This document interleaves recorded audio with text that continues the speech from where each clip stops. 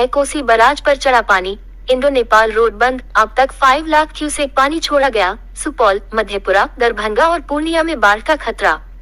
नेपाल में भारी बारिश से बिहार में हालात बिगड़ने लगे हैं।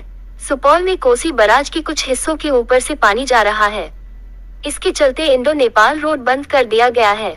कोसी बराज से अब तक 5 लाख क्यूसेक पानी छोड़ा गया।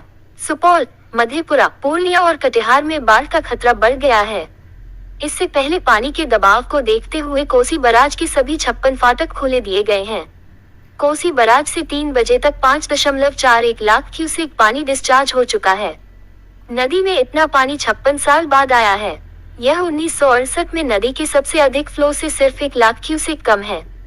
वहीं वाल्मीकिनगर गंडक बराज से 3,39,000 क्यूसेक पानी डिस्चार्ज हो रहा है। शाम तक 5,93,000 पहुंचने की संभावना जताई जा रही है।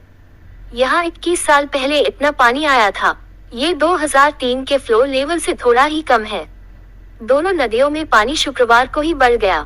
गंडक बराज से सुबह 1 बजे तक 4.32 लाख क्यूसेक पानी छोड़ा जा चुका है। दरभंगा जिला पदाधिकारी राजीव रोशन ने दरभंगा वासियों को रेड अलर्ट जारी कर दिया है। सभी लोगों को ऊंचे स्थान पर शरण लेने के लेकर पहले अलर्ट कर दिया गया है। साथ ही जल संसाधन विभाग के सभी इंजीनियरों एवं विभागीय पदाधिकारियों की छुट्टी रद्द कर दी गई है।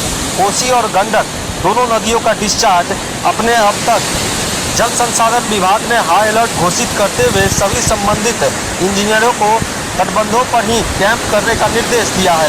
कल रात से ही तटबंधों की पेट्रोलिंग शुरू हो गई है।